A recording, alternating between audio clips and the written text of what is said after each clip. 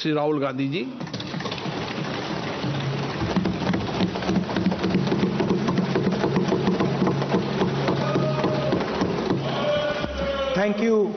Thank you, Speaker Sir, for allowing me to speak on the President's address.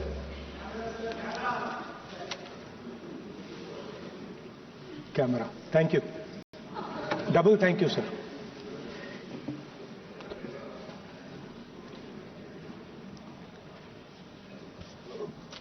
I heard the President's address. I sat there with Kharge ji and I listened to it. And I must say, I struggled through the President's address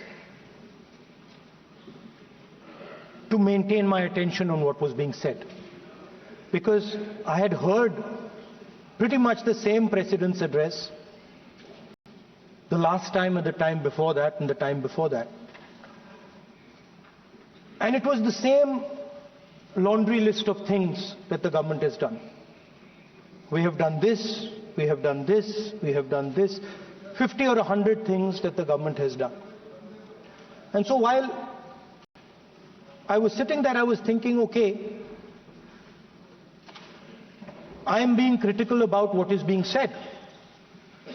And I am saying that this is not the type of President's address that should be delivered.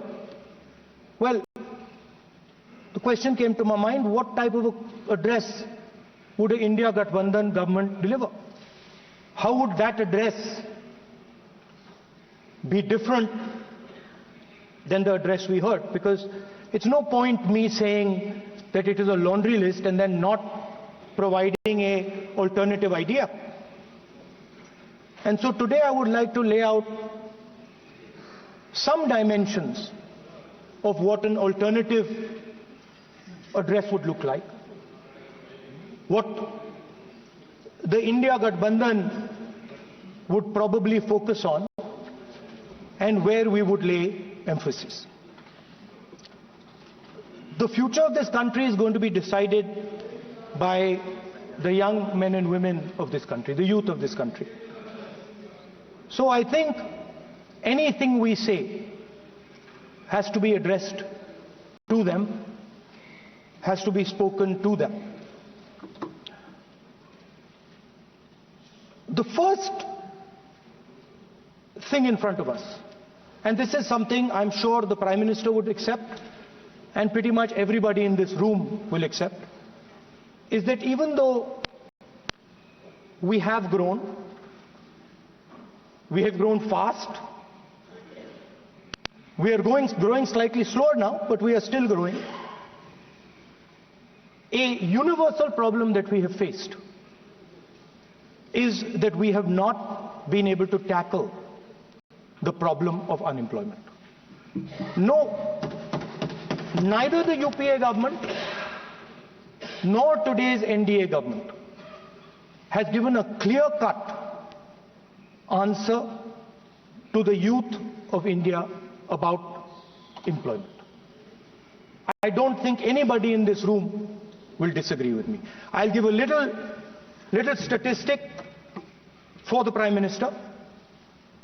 The Prime Minister, something I would agree with directionally. The Prime Minister proposed the Make in India program. I think a good idea. We saw the statues, we saw the functions, we saw the so-called investment, and the result is right in front of me. Manufacturing fell from 15.3% of GDP in 2014 to 12.6% of GDP today. That is the lowest share of manufacturing in 60 years. I'm not even blaming the Prime Minister, because I think it would not be fair to say he didn't try. I could say that the Prime Minister tried, and I think conceptually Make in India was a good idea, but it's pretty clear that he failed. because manufacturing went from 15.3% of GDP to 12.6%. So the first question that any alternative vision would answer to the youngsters of our country is, okay, what and how are we going to solve this problem of employment? Any country basically organizes two things. You can organize consumption, and then you can organize production. Modern way of saying organizing consumption is services. Modern way of saying organizing production is manufacturing. But there is more to production than simply manufacturing. For example, agriculture also is about production. Now, pretty much every government since 1990 has done a decent job on consumption, on organizing consumption. Which are the companies that organize consumption? Uber organizes consumption. Reliance organizes consumption. Adani organizes consumption. But we have, as a country, failed in organizing production. We have excellent companies that try to organize production. They are the Mahindras of this world. They are the Bajajs of this world. Part of Tata's organizes production, but the record of the country in organizing production is dismal. And essentially what we have done is we have handed over the organization of production to the Chinese. So this mobile phone, even though we are saying we make this mobile phone in India, that is not a fact. This phone is not made in India. This phone is assembled in India. All the components of this phone are made in China. The network that has produced this phone is made in China, is owned by China. So every time we use a phone, every time we wear a Chinese shirt, a Bangladeshi shirt, every time we wear a pair of Chinese sneakers, we are paying a tax to China. Because some Chinese youngster is earning a salary to make or to produce that product. So the first message I would give in a presidential address would be that India has to focus completely on production. Because if we do not focus on production and we continue to focus only on consumption, we will find that we will run huge deficits, we will increase inequality, and eventually we will run into a serious problem. Social problem because of unemployment, which we are already facing. If you look at the numbers of the amount of people who are in jail, if you look at the numbers that are spent on internal security, if you look at the numbers spent on our police forces, they all spiral. They're all rising. And everybody understands that social tension is on the rise in India. So now the next question comes, okay, so where is this employment going to come from? What is India going to produce? And for that, I'd like to tell all the youngsters of this country that there is a revolution taking place, an exciting revolution. The world is transforming completely. And the change that is taking place, at the heart of the change that is taking place, we are moving from the world of the internal combustion engine to the world of the electric motor. We are moving from petrol to batteries. We are moving wind, solar, potentially nuclear energy. So our entire way of moving is changing. And this is going to change every single thing. It is going to change warfare.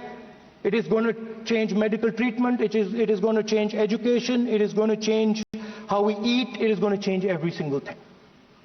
Now, the last time there was a revolution, called the computer revolution, the government of India had a clear focus.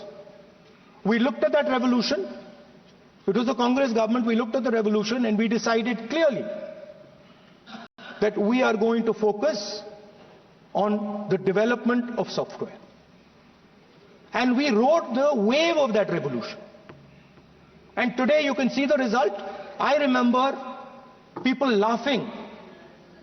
I remember people laughing when the computer was being talked about. You mentioned Mr. Vajpayee.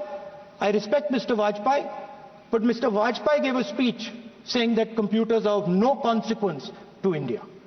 So, what is important when there is a revolution? What is important is that you understand what are the drivers of that revolution and where exactly do you need to focus, where exactly do you need to sit in that revolution. I said that this revolution is going to change everything. And I want the youngsters in this country to think about it. There is a war going on in Ukraine. The war in Ukraine is actually a war between the internal combustion engine and the motor, the electric motor. The electric motor is inside the drone, the engine is inside the tank. And if you look at what is going on in Ukraine, the tanks are dying by the thousands. And small little drones with electric motors, small batteries, not much bigger than that, are destroying the entire tank artillery infrastructure of both Ukraine and Russia. So the drone is the electric motor. The drone is the battery. The drone also needs to see. So the drone is a camera. In the same way, electric cars. The electric car is a motor. The electric car is batteries. The electric car is cameras. Robots are exactly the same thing. Robots are electric motors, multiple electric motors with cameras, with batteries. And this is what the revolution is going to look like. So there are basically 4 technologies that are driving this entire change in mobility. Electric motors, batteries, optics, and then on top of that, you can apply AI. Now people, I want to tell the youngsters of this country, people talk about AI. But it's important to understand that AI on its own is absolutely meaningless. Because AI operates on top of data. Without data, AI means nothing. And if we look at data today, there is one thing which is very clear. Every single piece of data that comes out of the production system in the world, the data that was used to make this phone, the data that is used to make electric cars, the data that is used to make basically all electronics on the planet today is owned by China. And the consumption data is owned by the United States. In China, the consumption data is owned by China, but in India, companies like Google, companies like Facebook, companies like Instagram, X, they own our consumption data. So if India wants to talk about AI, it has to first answer the question, what data is going to power that AI? And the answer today is India does not have that data. Neither does India have production data, neither does India have consumption data. We have handed our consumption data to the big American companies, and the production data we don't have anyway. So what would that vision look like? The first thing, we would start getting youngsters excited about this revolution. We would start to introduce the idea of a completely new way of moving, a complete revolution in how things move. We would start teaching our children in schools about batteries, about electric motors, about how these things combine, about how drones, robots, electric cars are structured, how they will work together. And most important, we have to start building a production network so that we can get access to production data. Now, what would we focus on? We would not give you a laundry list. China has at least a 10-year lead on India in this space. China has been working on batteries, robots, motors, optics for the last 10 years, and we are behind. So what would our president's address say to the youngsters? We will choose critical areas in each one of these technologies, and we will start to build capabilities in those areas. The second thing we would do, we would ensure that our banking system is not captured by 2 or 3 companies that basically do not allow you to build a production system. But our banking system is open, is dynamic, and is accessible to small and medium businesses and to millions and millions of entrepreneurs who want to take part in this revolution. Our foreign policy would take into account this revolution. When we talk to the United States, we would not send our foreign minister to invite our prime minister to his coronation. We would not send him 3 or 4 times, please invite our prime minister. Because if we had a production system and if we were working on these technologies, the American president would come here and invite the prime minister. So it is important to understand where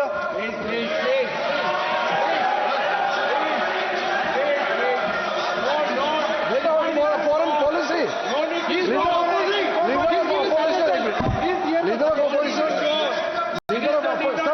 Leader of opposition cannot make such serious unsubstantiated statement. This is related to the relation between 2 countries, and he is making an unverified statement about invitation of the Prime Minister of our country. It's not our dignity. How can you make such kind of statement? He's leader of opposition, sir. He should be responsible in making such statement. LoP is giving us very, very positive suggestions. Why they are worried, sir? For the country, he is giving. Leader of opposition has the information from any official source. He must inform the House. If leader of opposition has the information, please inform the House. Okay. Who has told you that foreign minister was visited for the purpose which you have mentioned? You must specify it. So, I'm sorry that disturbed you, that question. I apologize for disturbing your peace of mind. It's okay. I've apologized for disturbing your peace of mind. I'm sorry. Apologize for lying to the House. ऐसा नहीं होता है. तो serious होना चाहिए leader of opposition को. देश के मामले में तो एक हो. देश के मामले में तो एक वॉइस से बोलना चाहिए. लीडर ऑफ अपोजिशन को इस तरह का बयानबाजी नहीं करना चाहिए. ये गंभीर विषय पर चर्चा चल रही है. So we would start by telling our young men and women that they have to be at the forefront of this revolution. We cannot afford that the Chinese are at the forefront of this revolution. Number 1. Number 2, we would ensure that the absolute best experts on these technologies would talk to our students, would talk to our youngsters and guide them on what a future, on what these future technologies are going to do. We would make them partners in this revolution. Now, we talk about defense. And today, we have the Chinese, and the Prime Minister has denied it, and the army has contradicted the Prime Minister. It's true. The Prime Minister has denied it. The Prime Minister has denied it, and the army has disagreed with the Prime Minister that China is sitting on 4,000 square kilometers of our land, of our territory.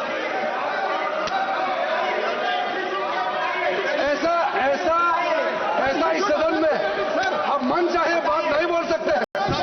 ये बिल्कुल ठीक नहीं है sir. ये serious मामला है. आप foreign policy पे, बॉर्डर इश्यू पर आप अपना कैसे मजाक बात कर सकते हैं? अपना मन मरण कहानी आप बना के बोल रहे हैं. ये तो बहुत सीरियस मामला है. प्रतिपक्ष नेता जो आप विषय बोल रहे हैं, जो विषय आप बोल रहे हैं, उसके तथ्यों को Let me speak. सदन के पटल पे रखना आप। पानी। अनुरोध है, लीडर ऑफ अपोजिशन बोले, हम लोग शांति से सुनेंगे, ये आपका अधिकार है बोलने का, मगर आप मन चाहे ऐसा सीरियस इश्यू पे कैसे बोल सकते हैं?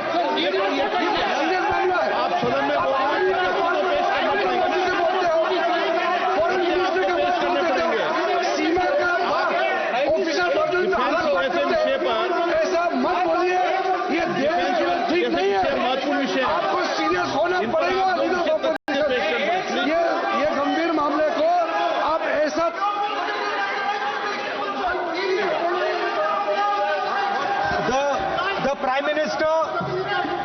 The Prime Minister has denied that Chinese forces are inside our territory, but for some reason our army keeps talking to the Chinese about their entry into our territory, and our Chief of Army Staff has said that the Chinese are inside our territory. This is a fact. This is not invention, this is a fact. Now, but the reason China is inside our territory is important. Because people think that wars are fought between armies and their weapons. But the fact of the matter is that wars are fought by industrial systems. The fact of the matter is that China has an industrial system that is far stronger, far bigger than our industrial system. And that is why they have the guts to come inside this country. The reason China is sitting inside this country is because Make in India has failed. The reason China is sitting inside this country is because India is refusing to produce. And I'm worried that India is going to give up this revolution to the Chinese once again. The reason I made this reference is because everything is connected. If and when we fight a war with China, we will be fighting with Chinese electric motors, Chinese batteries, Chinese optics, and we will be buying Chinese motors, Chinese optics, Chinese batteries. It is a non-sustainable proposition. That is why for our security, for the future of our children, for the future of our country, we have to build a production system, and we cannot allow this revolution to go by. Now, the next step, we have a strategic partner called the United States. The partnership should focus on how India and the United States can work together to take advantage of this revolution. That is what the conversation should be on. Please understand that India is as important as the United States for the simple reason that they cannot build an industrial system without us.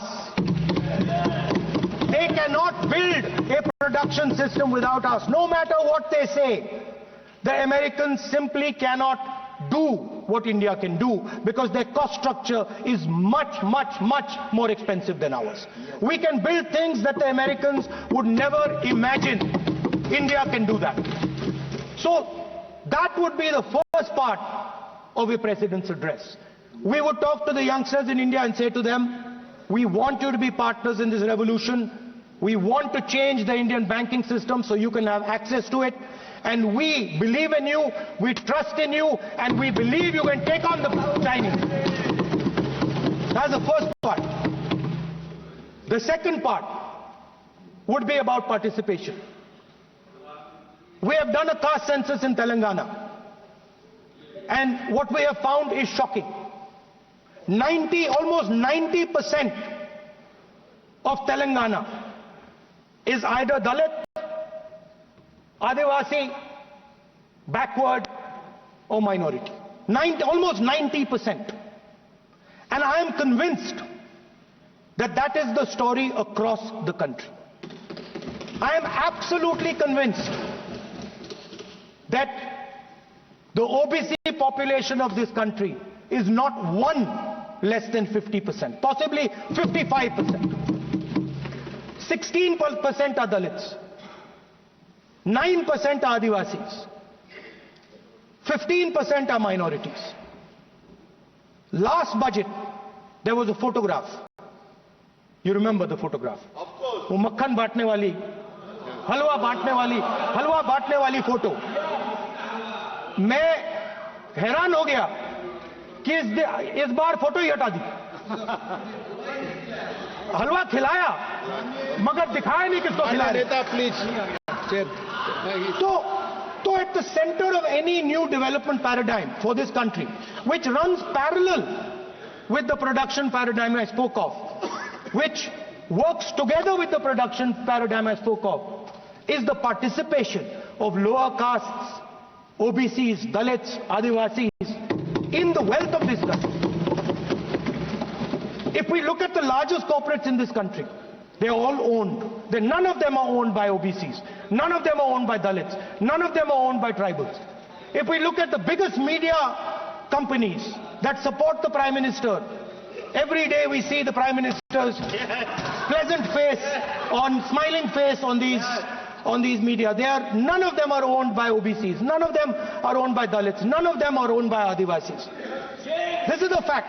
So central to any new development paradigm is the architecture of a new paradigm. And that architecture of the new paradigm can only be built once the caste census is placed on this list. Because once the caste census is placed on the table, we will know exactly how much of this country's wealth, how much of this country's power, how many of this country's institutions are owned by 90% of this country. There are OBC MPs in the BJP. There are OBC MPs in the BJP. There are Dalit MPs in the BJP. There are Adivasi MPs in the BJP.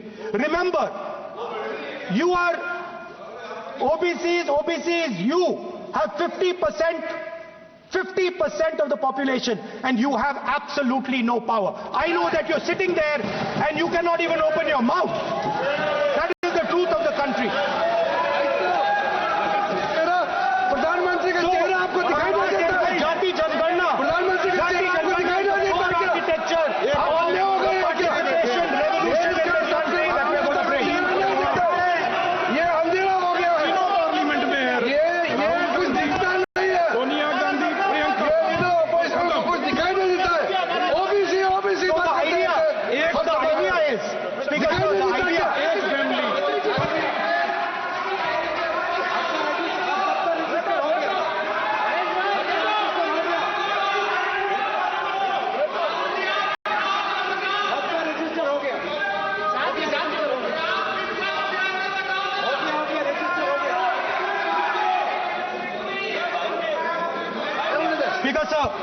Speaker sir, so the idea is, on one side, allow India and the Indian youngsters to participate in the coming mobility revolution. Allow them to participate in building robots, in building drones, in building electronic items, in building EVs. And on the other side, running parallel,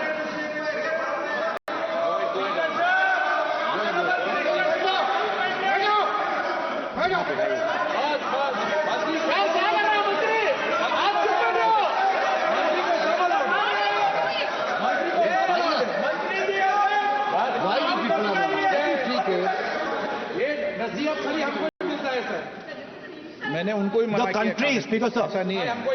आप भी बहुत disturbance करते हैं. Okay, Speaker sir. So parallel ideas. One idea: participate in the mobility revolution. Whether you're thinking of economy, weapons, production, healthcare, India should participate in this revolution.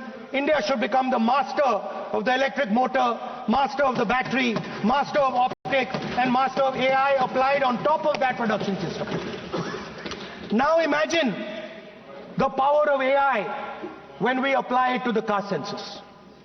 You imagine what we will do with AI and what we will do with the social revolution in this country when we start to apply AI on the data that we get from the caste census.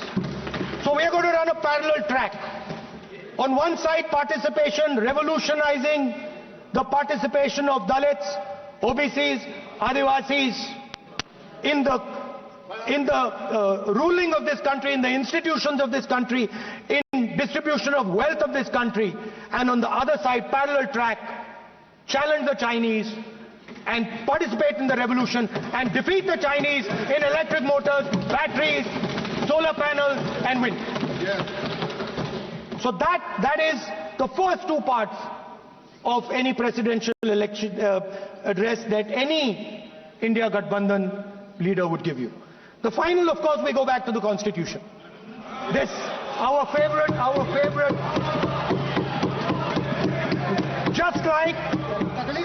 just like the production system is a weapon, just like Jati Jangarna is a weapon of transformation, this is what the entire architecture is built on.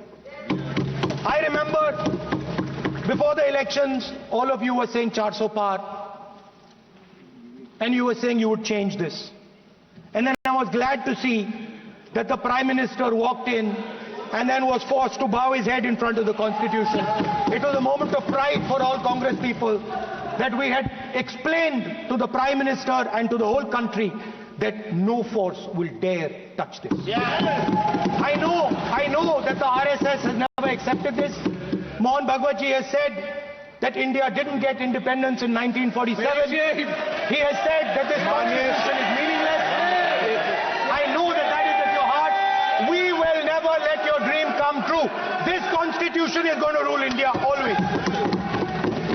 Now, एक minute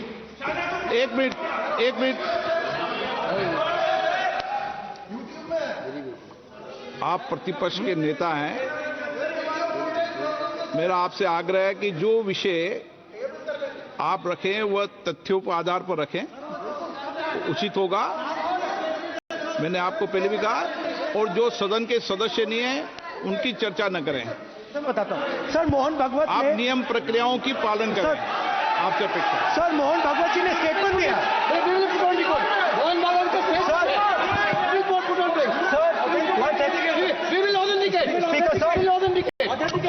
Speaker sir, Mohan Bhagwat ji made a statement saying that India did not receive independence in 1947. It received independence when the Ram Mandir was inaugurated. We will place that on the table. Now sir, I would like to mention one small thing, but very important thing. Speaker sir, this constitution is supported by this constitution is supported by the vote of our people. Without the secure vote of the Indian people, this constitution means nothing. Now I want to bring to the notice of this House some data, some information about the Maharashtra election. Very simple stuff. Speaker sir, between the Lok Sabha election, which the India Alliance won, and the Vidhan Sabha election, the voting population of Himachal Pradesh was added to the voting roll of Maharashtra. Meaning the entire population of Himachal Pradesh was added to the voter rolls of Maharashtra. Please understand what I am saying.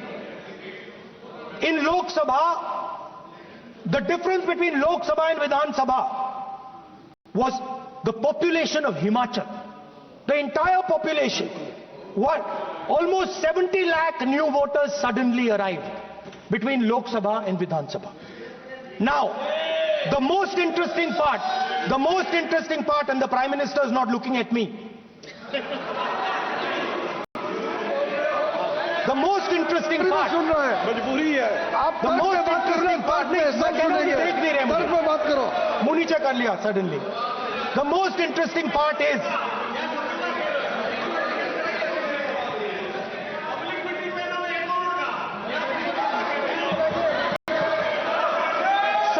Sir, Maharashtra में more voters were added in 5 months in Maharashtra than were added in 5 years in Maharashtra. जितने 5 साल में add हुए उससे ज्यादा 5 महीने में add हुए, आखिरी 5 महीने में लोकसभा चुनाव के बाद. सर, एक बिल्डिंग है सर शिरडी में, एक बिल्डिंग में 7,000 नए वोटर एक बिल्डिंग में ऐड हुए सर. एक बिल्डिंग में 7,000 नए वोटर ऐड हुए सर. सर, मैं कोई आरोप नहीं लगा रहा हूं, मैं कोई आरोप नहीं लगा रहा हूं. मैं सिर्फ ये कह रहा हूं सर कि इसमें कुछ ना कुछ प्रॉब्लमैटिक है कि हिमाचल प्रदेश जितने बड़े वोटर्स लोकसभा के बाद जादू से आ जाते हैं. अब हम क्या कह रहे हैं, हमने इलेक्शन कमीशन से रिपीटेडली कहा है कि हम आरोप नहीं लगा रहे हैं. आप एक काम नेम, एड्रेस और इलेक्ट्रॉनिकली दीजिए और विधानसभा नहीं है. नहीं सर, नहीं नहीं नहीं नहीं नहीं नहीं. स्पीकर सर वो सब वेबसाइट पे रहती है, सब जानते हैं, कभी भी कोई निकाल सकता है. स्पीकर सर, मैं समझा देता हूं सर. स्पीकर सर, वो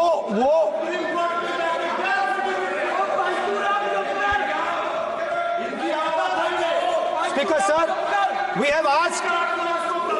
Speaker sir.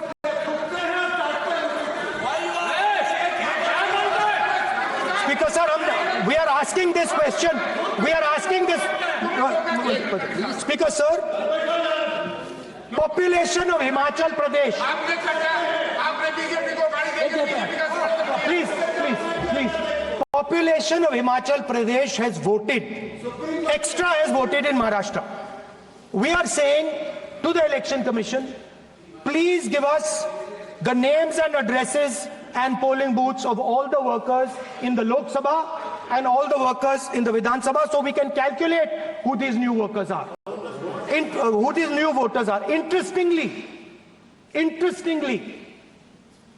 the new voters are mostly in the constituencies that the BJP has swept. Please understand, the new voters have been added mostly in the constituencies where BJP has swept. I am still not making an allegation. I am saying on the floor of the House that the Election Commission has to give the data of the Maharashtra elections to the Congress Party, to the Shiv Sena and to the NCP so that we can see exactly where these voters have been added, who has been subtracted, who has been added, where they have been added. This is not a irresponsible request. This is a very simple request for them to fulfill. The reason I am saying this, sir, is because the rules have been changed. This is not just said in isolation. Speaker, sir, the election commissioner used to be chosen by the Prime Minister, Leader of Opposition, and the Chief Justice. Sir, the Chief Justice was removed from that committee. Why? This is a question, sir. This is a question to the Prime Minister. Why was the Chief Justice removed from the committee? Now, in a few days, I'm going to go to the meeting. There's going to be Mr. Amit Shah and Mr. Modi ji. And there's going to be me. 2 to 1. Why am I even going to the meeting? What is the purpose of me going to the meeting? I'm only going to the meeting to certify what Modi ji and Amit Shah ji are going to say. Right? Whereas if the Chief Justice was there could be a discussion. Chief Justice and Leader of Opposition could say, no, we don't agree. So, there seems to be a calculated strategy. Now, just prior to the Lok Sabha, the election commissioner was changed and 2 new election commissioners were placed. We know that the election dates were changed. Yes. We know that the elections were postponed. These are facts. These are not things I am inventing. So, in order to safeguard this constitution, the entire opposition requests the data for the Maharashtra election. We request the data and the electoral voter list for Lok Sabha and the corresponding list for Vidhan Sabha. And I am very confident that the Election Commission will not give us this information. Speaker sir, that is broadly. So the third element of our President's address would be a determined defense of India's institutions, of our democratic system, and a re-look at our entire democratic framework, and looking again at all the institutions that have been taken away from the people of India. So those would be the type of things that we would say in a presidential address. I'd like to finally say one thing. In the last, थोड़ा बढ़ा देता हूँ. अब मैं थोड़ा और खींचूंगा. अब और खींचूंगा थोड़ा. अब और खींचूंगा. So in the last, there is a background, a philosophical background to what I am saying. Essentially, what I am saying to the youngsters of India and to this House is that instead of focusing on multiple things, instead of telling us a laundry list, give us a strategy, give us a vision, make it clear, right? Now, there is a philosophical basis to this. There is even a deep philosophical basis to this. I showed you the picture of Shivji, which you didn't allow me to show. I showed that picture for a reason. What does that picture tell us? If you look at that picture carefully, it tells us focus carefully. Do not get distracted. Do not look here and there. Do the job at hand. So there is a philosophical basis to the speech I have given. I have not told the House and the country that we will do this, and this. This is the philosophy of Shivji. Say what you have to say, but be clear that you're going to do that one thing and don't do 56, 70 different things. So there is a link between our philosophical tradition, our religious tradition, and what I'm saying. And that is what India needs to do. India needs to connect the past, the values of the past. You talk about Sardar Patel ji, but you destroy Sardar Patel ji's values every day. You talk about Ambedkar ji, you destroy his values every day. You talk about Nehru ji. No, you don't talk about Nehru ji. Right? You bow in front of Buddha. You destroy what he says. So the point is, you have to be truthful to what you are. Right? And it is important that when you are giving a way forward to the nation, there is clarity of purpose. There is no hatred, there is no violence, there is no anger, because these things are destroying our country. So my speech has not been angry, has not been nasty. My speech has been very polite, very kind, and I thank the Prime Minister for coming and listening to it.